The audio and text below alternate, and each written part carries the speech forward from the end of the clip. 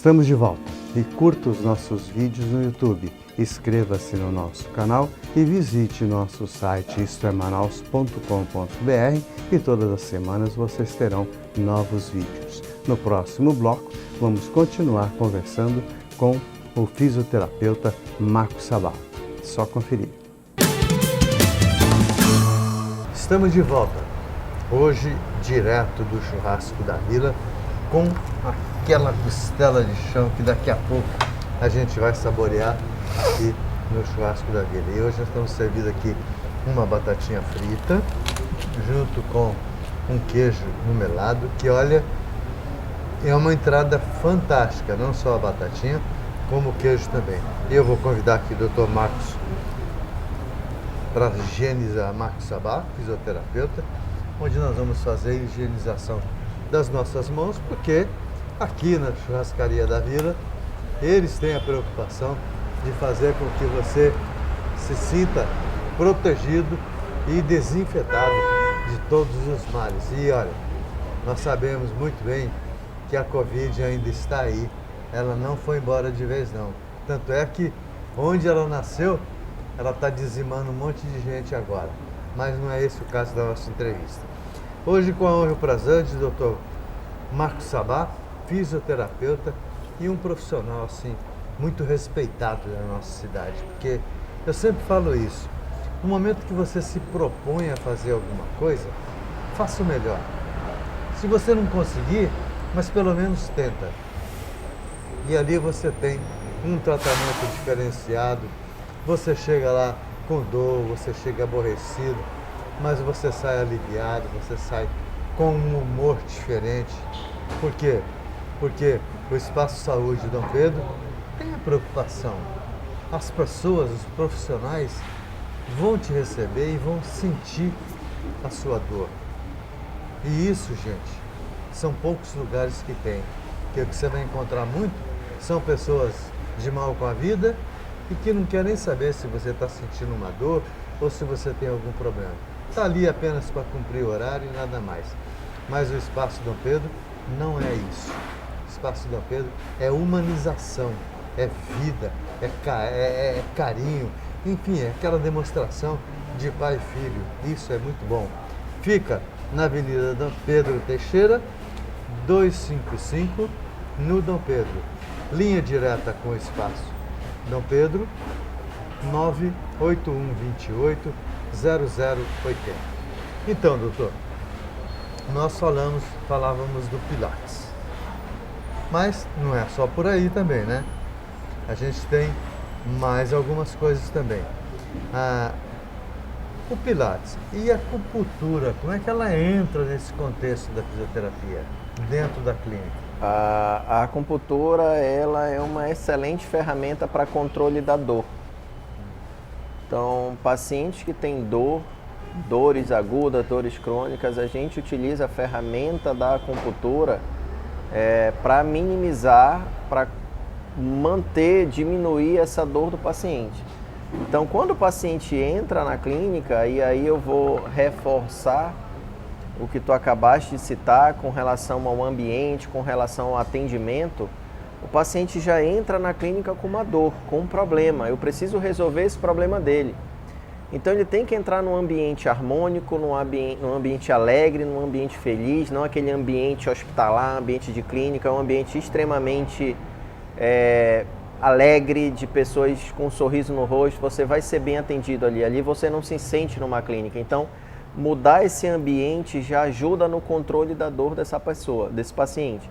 Então a gente usa desse artifício, a gente usa dessa educação dos nossos colaboradores, da atenção, do respeito, do cuidado, para que a gente consiga ajudar esse paciente desde a entrada dele na clínica até a saída. E a acupuntura é uma excelente ferramenta que nós utilizamos para controle da dor. Olha, você não sabia, né? Mas como é que a gente faz para saber se precisa de uma pastilha ou não? De uma palmilha? Isso. A gente trabalha também com palmilha postural, né? O que é a palmilha postural? Nós vamos avaliar o paciente através de um exame de de baropodometria, que é uma plataforma de força importada, a nossa é francesa, que a gente vai avaliar os pontos de pressão dos pés desse paciente. Quem é que precisa, quem é que pode ir fazer uma avaliação de palmilha? Paciente que tem esporão de calcânio, paciente que tem fascite plantar, paciente que tem metatarsalgia, que são dores nos pés, paciente que, por exemplo, sofreu um acidente e teve uma perna que sofreu uma perda óssea, ou seja, ficou com uma perna menor que a outra, a gente consegue auxiliar esse paciente com uma palmilha para equilibrar essa perna, consequentemente equilibrar a pelve e fazer com que esse paciente tenha uma vida com mais qualidade, com a probabilidade de não ter dor no futuro. Então, o objetivo da palmilha postural é esse, são para esses pacientes que têm esse tipo de sintoma, esse tipo de dor. Doutor, o senhor colocou uma coisa que me chamou bastante atenção. Quando o senhor falou de um acidente que, ou seja, o paciente teve uma perna mais curta do que a outra, ficou nessa deficiência. Isso não afetaria um problema na coluna? Se o paciente, por exemplo, vamos lá, tem duas situações. Tem pessoas que, desde o nascimento, têm um desenvolvimento ósseo diferente de um lado para o outro. Ou seja, não tem histórico de trauma, não tem histórico de acidente, mas aquela pessoa tem uma perna menor que a outra.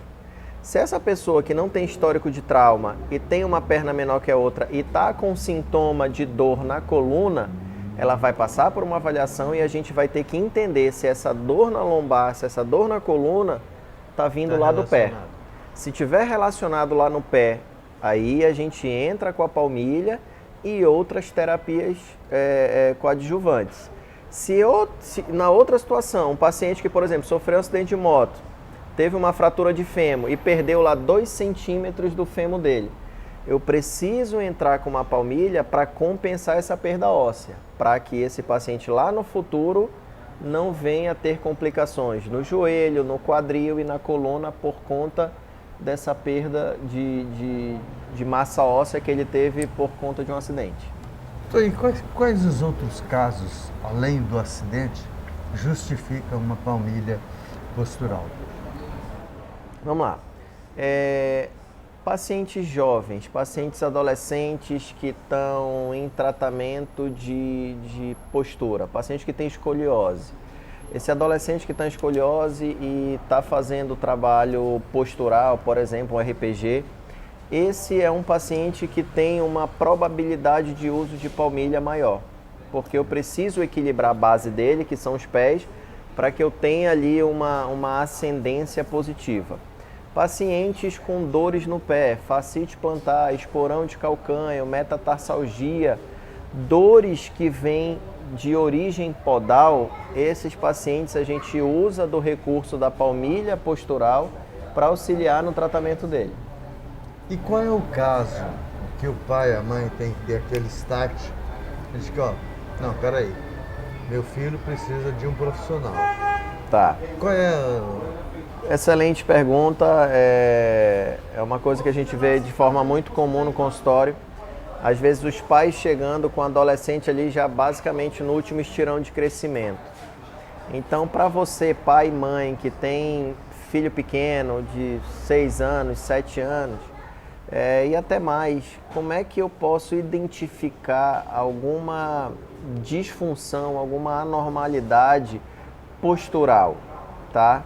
Então vamos lá, olhar essa criança de costas primeiramente, pedir para ela tirar a blusa, ficar só de cuequinha, só de shortinho, e olhar essa criança de costas e ver se eu vejo alguma assimetria de ombro, se tem um ombro que está mais alto que o outro, se tem um quadril que está mais alto que o outro. Pedir para essa criança fazer um movimento que a gente chama de flexão, que é tentar tocar as duas mãos no chão, e baixar o olhar na altura dessa coluna para ver se a gente vê algum desvio lateral. Quando a gente olha a coluna flexionada, eu tenho que ver uma linha reta.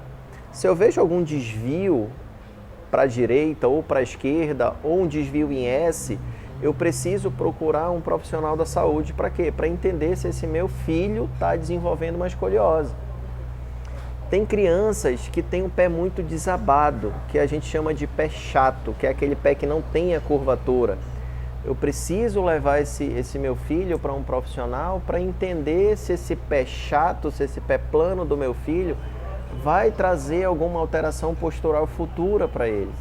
Então essa criança, ela tem tempo ainda hábil da gente entrar com uma terapia, entrar com exercícios, entrar com orientação para os pais, para que essa criança lá na frente, quando ela já for um adulto, ela não sofra por alguma escoliose que aumentou muito de tamanho, ou um pé que está reclamando um pouco. Bom, e nesta viagem aí, nessa viagem do mundo da fisioterapia, nós vamos fazer um pit stop nesse tratamento da hérnia. Queria que o senhor falasse a respeito disso. Tá. Hérnia de disco, né? Tão famosa, né? Hérnia de disco, hoje a hérnia de disco é ainda uma das causas que mais afasta as pessoas do trabalho, é onde a gente tem um custo elevadíssimo por conta desses afastamentos, é onde a gente tem um custo elevadíssimo com o uso de medicação. E a gente vê que essas pessoas continuam tomando medicação e continuam com as dores lombares. Hérnia de disco, gente, todo mundo vai ter. Eu, hein? Tá? Uhum. Todo mundo vai ter. Por quê? Porque hérnia de disco é um processo degenerativo do disco. Então, se eu estou envelhecendo, é natural que eu também envelheça minhas articulações, o meu disco. Muito mais se esse paciente é sedentário, se esse paciente é um cara que passa o dia todo sentado, é um paciente que não tem um sono reparador, que não tem uma alimentação adequada, é um paciente que fica flutuando ali naquele efeito sanfona que a gente fala, que num período da vida ele está muito gordo, aí ele faz uma dieta e emagrece muito rápido e depois ele volta no efeito sanfona. Pacientes fumantes, pessoas que fumam cigarro eletrônico, qualquer cigarro que seja, a probabilidade de eu degenerar o disco, de eu aumentar a probabilidade de ter uma hérnia de disco, ter uma patologia discal, ela aumenta significativamente. Então, assim, é natural que a gente tenha a hérnia de disco. A pergunta é, será que é a hérnia de disco que está gerando a dor nesse paciente? E na maioria das vezes não é. Porque, por exemplo, eu, Marcos, não tenho dor na lombar. Mas se eu fizer uma ressonância de imagem hoje, vai aparecer alguma coisa. Uma protrusão discal, um abaulamento, qualquer coisa. Por quê? Porque é natural a gente achar esses achados de imagem em pessoas que estão envelhecendo. E eu quero envelhecer, então eu quero ter essas coisas lá na frente. Agora o problema é, será que eu vou querer ter sintoma? Por que eu não quero ter sintoma?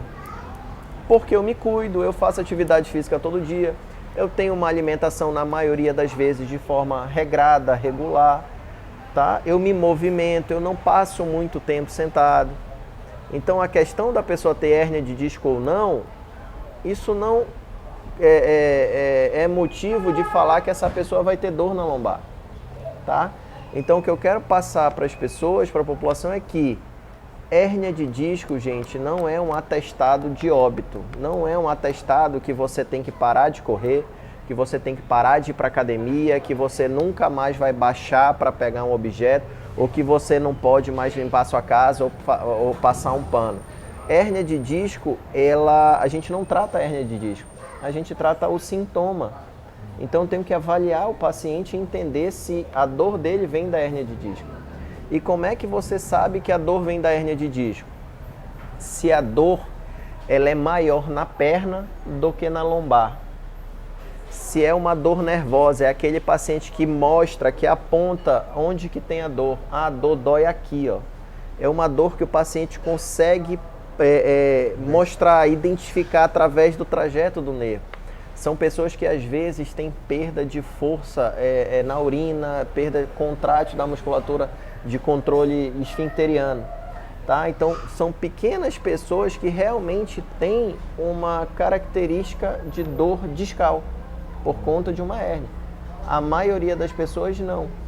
Por isso a importância de uma avaliação, por isso a importância de procurar um profissional de saúde e não ficar se automedicando e não ficar alongando, achando que vai resolver as coisas com alongamento ou com medicação. Bom, gente, só nos resta agradecer imensamente ao Dr. Marcos Sabá, fisioterapeuta, e que tem o seu Espaço Saúde Dom Pedro, lá na Avenida Pedro Teixeira 255, no Dom Pedro, telefone 981 28 0080.